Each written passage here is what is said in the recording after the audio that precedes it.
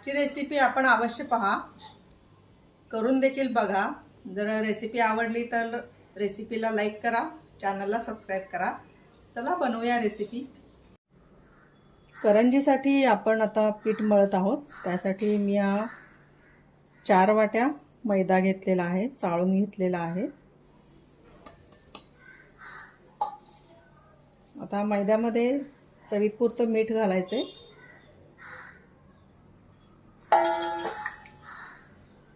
आणि या कणकीमध्ये देखील थोडीशी साखर घालायची आहे। ही पहा, मी एकदम थोडी साखर घेतलेली आहे बारीक करून मिक्सरमध्ये, कारण वरच्या कवर पण थोडंसं गोड असेल तर अजून टेस्टी लागतात करंज्या। तर ही साखर आपण घालणार आहोत यामध्ये, थोडीशी घालायची। त्याचबरोबर आपण सारणमध्ये वेलची पूड घालणार आहोत, परंतु या कणकीमध्ये देखील आपण थोडीशी वेलची पूड घालायची आहे। आपण यामध्ये तेल घालणार आहोत। तेल कच्चंच तेल मी घालणार आहे, कारण माझी करंजीची पद्धत वेगळी आहे। आपण यामध्ये रवा घातलेला नाही आहे, फक्त मैद्याच्या करंज्या करणार आहोत आणि त्यासाठी मी तेल घेते। तेल किती लागणार सांगत नाही, कारण अशी मूठ वळेपर्यंत आपण तेल घालणार आहोत। तर आपण थोडं थोडं तेल घालूया। नेहमीप्रमाणेच मैद्याला पूर्ण ते तेल चोळून घ्यायचं आहे।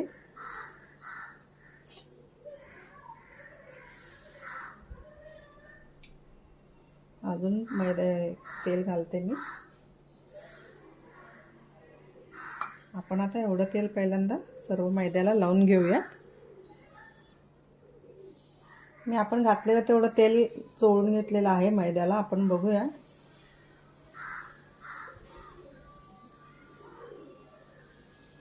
हे पहा, अजून मळावं तेवढं होत नाही आहे, मूठ वळत नाही आहे। थोडंसं टाकूया आपण अजून तेल। मला वाटते 6 चमचे तरी लागेल तेल। आपण पहिल्यांदा अंदाजे 4 चमचे घातलं होतं, आता हे 2 चमचे अजून घातलेत, एवढं बस होईल। बघूयात। मैद्याला सर्व तेल चोळून झालेलं आहे। बघूया आपण, बस होतंय असं वाटतंय मला।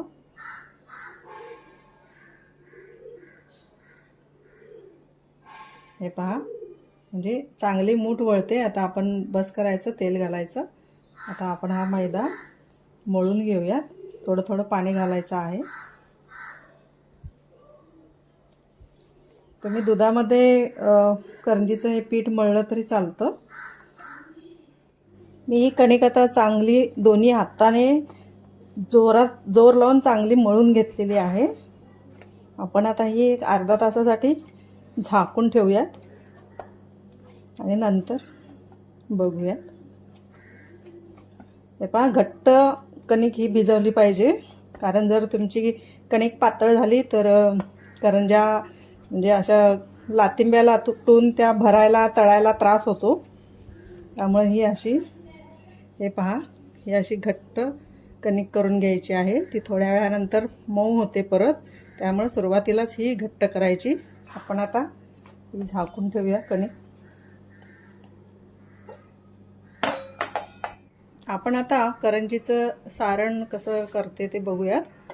तर त्यासाठी मी हा 1 कप आणि हा 1 कप असे 2 कप खोबऱ्याचं किस घेतलेला आहे। मी या खोबऱ्याची पाट काढून किसून घेतलेला आहे बारीक। हे पहा, बारीक किसलेला आहे। आणि यामध्ये थोडे तीळ, हे पहा अर्धी वाटी, छोटी वाटी आहे। पोहे खायचे चमचे म्हणाल तर 3 चमचे होतील। तर हे थोडेसे तीळ घालणार आहे, खसखस घालणार आहे, हे 2 चमचे होतील। आणि हा एक 4 चमचे होईल एवढा रवा मी सारणामध्ये घालणार आहे।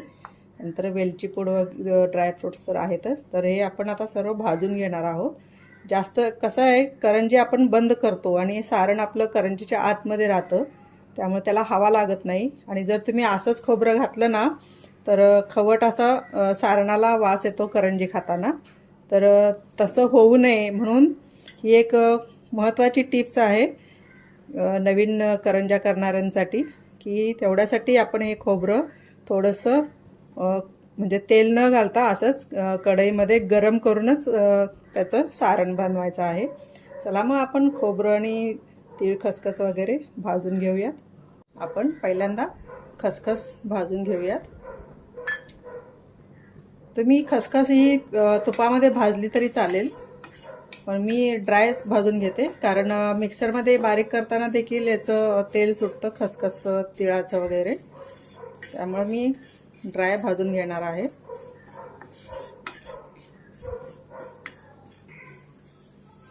खसखस आपली भाजलेली आहे, मी एका बाउलमध्ये काढून घेते. आता आपण तीळ टाकूया भाजायला.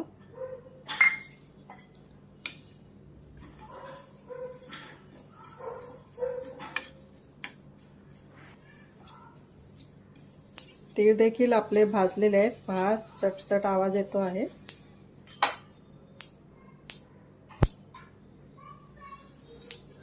तर मी तीळ देखील काढून घेते. आपण आता हा रवा भाजून घेऊयात.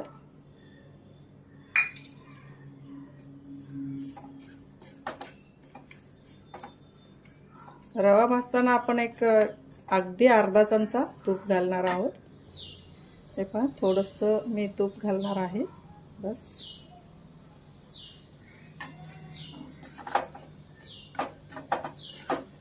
भाजून घेऊया चांगला रवा.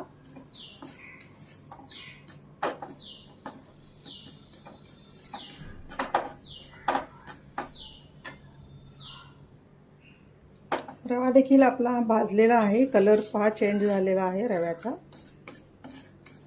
मी हा रवा काढून घेते एका प्लेटमध्ये. आपण आता कढईमध्ये हे किसलेलं खोबरं भाजायला घालून घेऊया.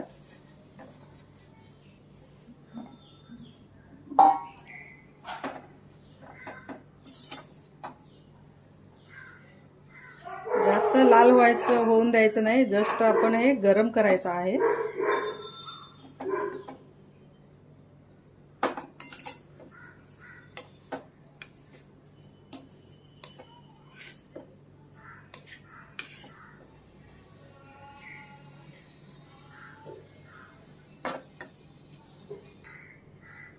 आपलं खोबरं छान गरम झालेलं आहे. पहा, सोनेरी कलर येतो आहे. तर आपण गॅस बंद करूया. आता आपलं सर्व पदार्थ म्हणजे तीळ खसखस वगैरे पण भाजून झालेला आहे. तर आता आपण गॅस बंद केलेला आहे. अशा प्रकारे एवढंच भाजायचं आहे खोबरं, जास्त भाजायचं नाही. आणि मी आता हे परातीमध्ये थंड होण्यासाठी काढून ठेवणार आहे. परातीमध्ये खोबरं आता थंड होण्यासाठी काढूयात.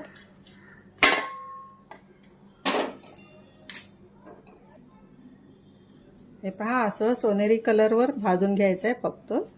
आणि आता आपण मी हे जे खसखस आणि तीळ गरम केले होते ते मी एकत्र काढलेत, कारण मी आता हे एकत्र मिक्सरला बारीक करून घेणार आहे. मी हे तीळ आणि खसखस मिक्सरमध्ये बारीक करण्यासाठी घेतलेलं आहे. त्याचबरोबर आपण हे जे खोबरं किसताना थोडे मोठे मोठे तुकडे मध्ये मध्ये राहून जातात खोबरं संपत आल्यानंतर किंवा वगैरे, तर हे तसे माझे हे तुकडे राहिलेले आहेत, ते देखील मी हे भाजून घेतलेले आहेत, कारण खराब होऊ नये आपलं सारण लवकर. हे सुद्धा मी भाजून घेतलेले आहेत. तर आता ह्या तीळ आणि खसखस बरोबर मी हे तुकडे खोबऱ्याचे बारीक करून घेणार आहे. आपण आता याच कढईमध्ये थोडंसं तूप घालते मी आणि ड्रायफ्रूट्स भाजून घेऊयात. हे बदाम कापून घेतलेले आहेत. हे काजू कापून घेतलेले आहेत. फक्त गरम करायचं आहे आपण.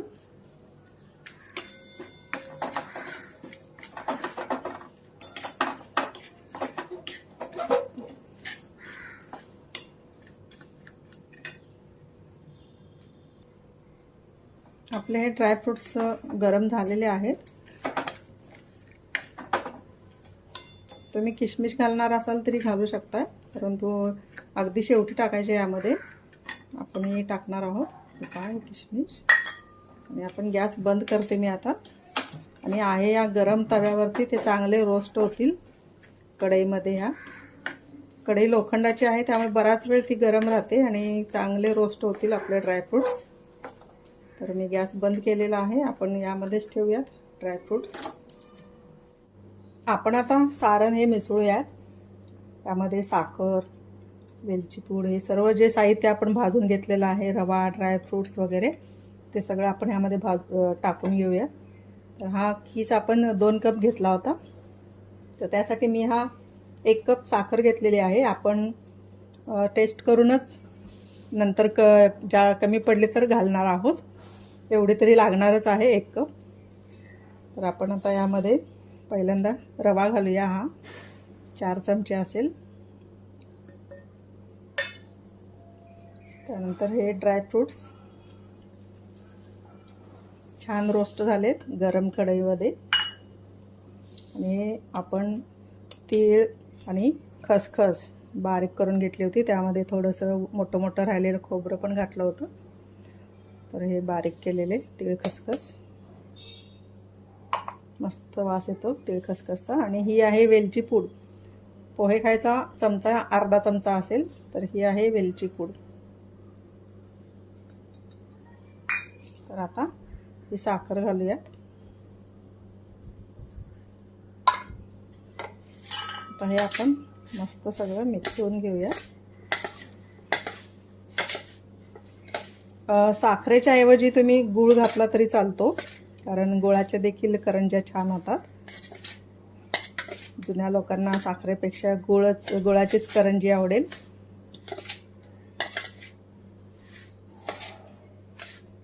तर आपण आता हे सर्व मिक्स केलेलं आहे. यामध्ये थोडंसं आपण चिमूटभर मीठ देखील घालायचं आहे.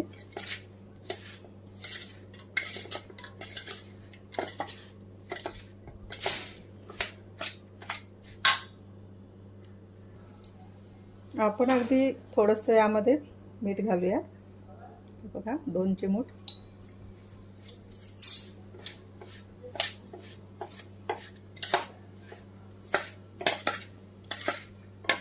आपलं हे सारण आता तयार आहे. आपण करंज्या लाटायला घेऊया. आपण बघूयात आता पीठ छान रेस्ट झालेलं आहे. तर आपण आता यातलं थोडं पीठ घेऊन चेचणार आहोत, कारण चेचल्यामुळे मऊ पण होतं पीठ आणि करंजीला चांगले फोड वगैरे येतात. आपण अर्ध घेऊन ते चेचूया.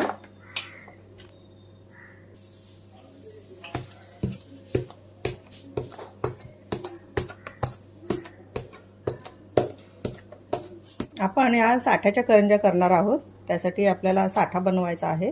तर मी एक 5-6 चमचे कॉर्नफ्लॉवर घेतलेला आहे. तुम्ही मैदा घेतला तरी चालेल. आणि यामध्ये थोडं पातळ होईपर्यंत मी तूप घालणार आहे. तुपाच्या ऐवजी तुम्ही तेलही घालू शकता किंवा वनस्पती तूपही घालू शकता.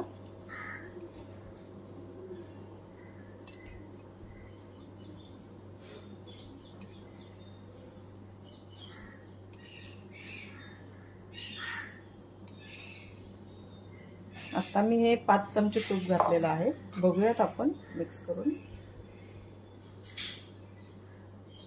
लागेल तर अजून घालायचं आपल्याला.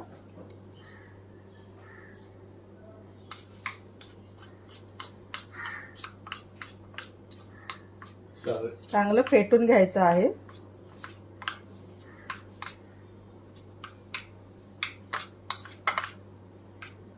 अजून लागेल आपल्याला तूप.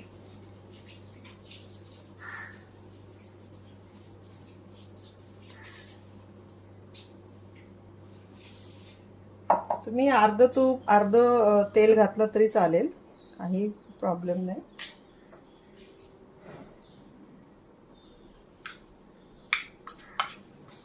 आपण आता हे हाताने फेटून घ्यायचं आहे चांगलं.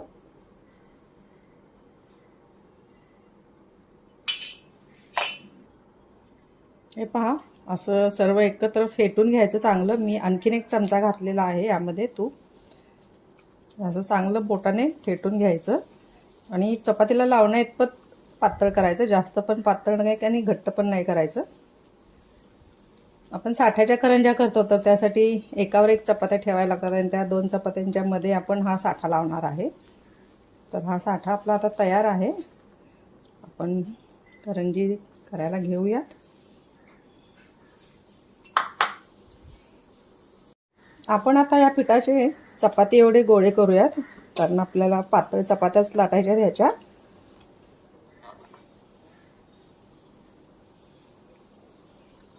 असं घट्टच मळायचं म्हणजे लाटताना त्रास होत नाही. पण अजून छोट्या करूया. तर अशा आपण गोळ्या करून घेऊया. आपण हे चपाती एवढे एकसारखे 5 गोळे तेवढ्या कणकेमध्ये झालेले आहेत. तर आपण आता लाटायला घेऊया. आपण आता लाटूयात एक एक चपात्या.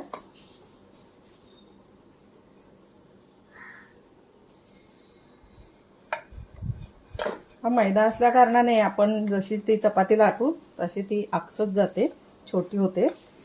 त्यामुळे मोठी लाटायची आणि पातळ लाटायची चपाती.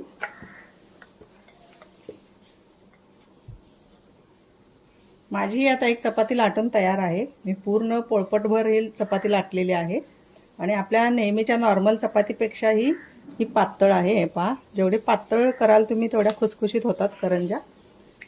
आणि आता ही पोळपटभर आहे, परंतु मैदा असल्या कारणाने ती आकसून कमीच होणार आहे. तर आपण आता ही दुसरी लाटून घेऊया चपाती.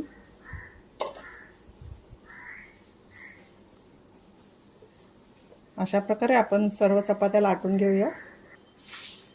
माझ्या सर्व चपात्या आता लाटून झालेल्या आहेत. तर काही टिप्स ह्या नवीन शिकणाऱ्या लोकांसाठी आहेत. तर आपण ज्यावेळी ह्या चपात्या लाटून घेतो त्यावेळी ह्या परातीमध्ये मी ह्या टाकलेल्या आहेत एकावर एक. तर एकावर एक टाकण्या अगोदर आपण चपातीला पूर्ण मैदा लावून घ्यायचा आहे पाठीपुढे आणि नंतर याच्यावर टाकायच्या, म्हणजे त्या एकमेकांना चिकटत नाहीत. तर आता ही आपण लाटून घेतलेली आहे. आपण याच्यावरती हा साठा लावूया. साठ्याचं प्रमाण कसं, एका चपातीला कमीत कमी 1 चमचा तरी लागतो. पण तरीसुद्धा डिपेंड राहतं की तुम्ही चपाती किती मोठी लाटताय आणि साठा किती लावताय. मी जे सांगते पातळ लेअर लावायचा, त्यासाठी नॉर्मल चपातीसाठी 1 चमचा लागतो. आता आपण ही मोठी लाटलेली आहे, जास्तही लागू शकतो. तर आपण हा आता सगळा स्प्रेड करायचा आहे, एकदम पातळ लेअर द्यायचं आहे.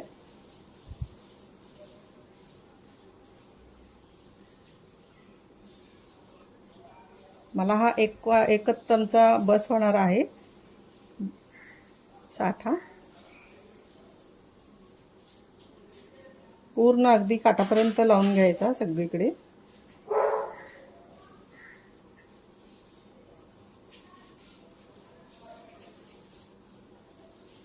चांगला ग्रीस झालेला आहे आता सगळीकडे. आपण याच्यावरती आता दुसरी चपाती ठेवायची आहे.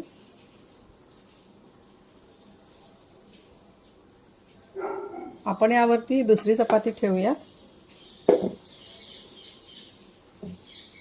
हे पहा,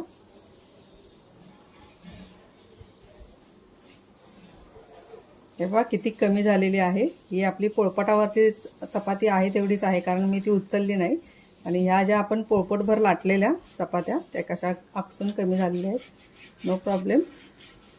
आपण आता याला साठा लावून घेऊयात.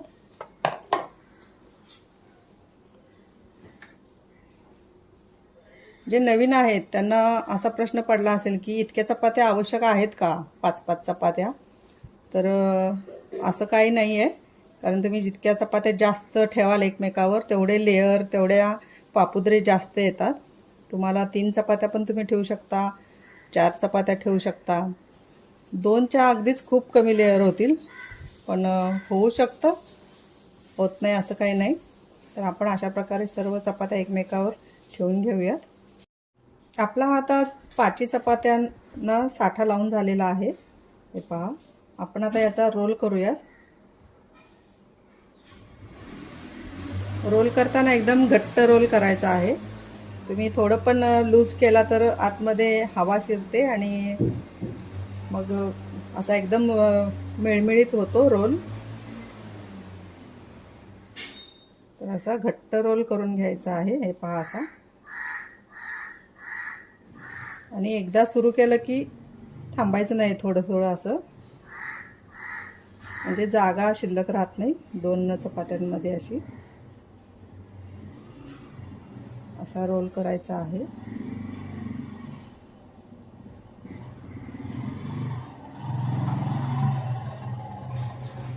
हा आपला रोल झालेला आहे. आपला हा रोल तयार आहे. आपण आता गोळ्या कट करूया.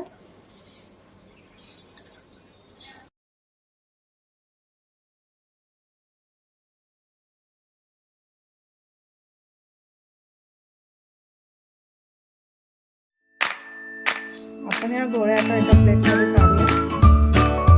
त्याच्यात थोडासा मैदा घालायचा म्हणजे चिकटत नाहीत एकमेकांना.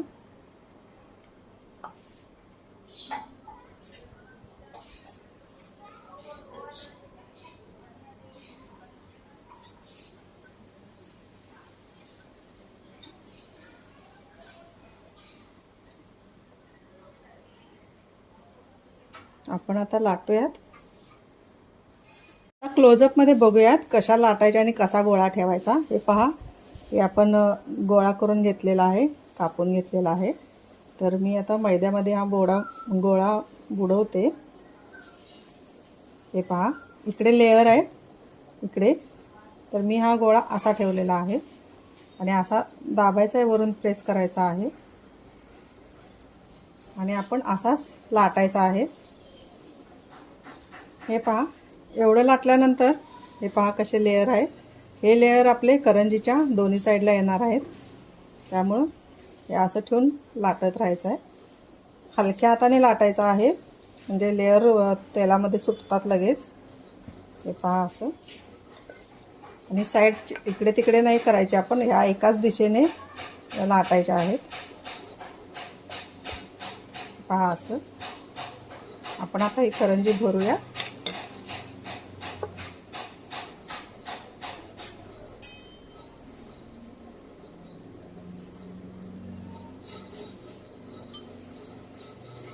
हे बंद करायचं आहे. बंद करताना बाहेरचं थोडंसं लाईट दाबायचं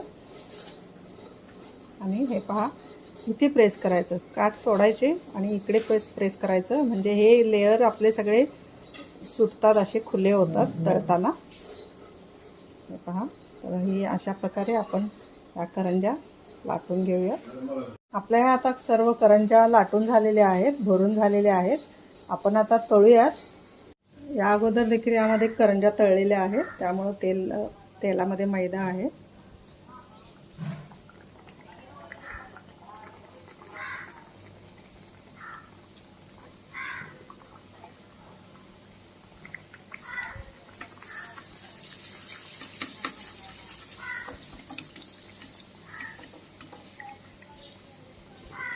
थोडं तेल उडवायचं आहे करंजीवर. हे पहा कसे लेअर सुटलेले आहेत. साठ्याच्या करंज्या वेगळ्या पद्धतीने केलेल्या आहेत. आपल्या या करंज्या तळलेल्या आहेत, आपण काढूयात.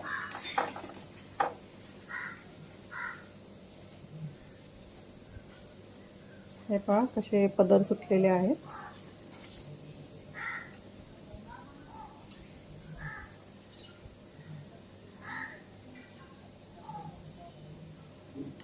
अशा प्रकारे आपण सर्व करंज्या आता तळून घेऊया.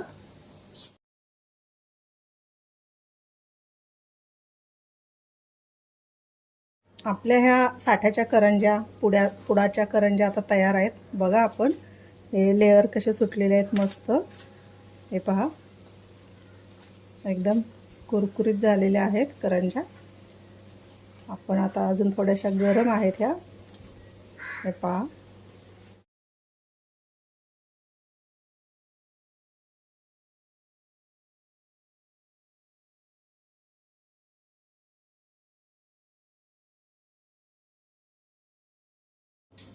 आपण आता बघूया कशा खुसखुशीत झालेल्या आहेत. हे पहा मस्त पदर आलेले आहेत.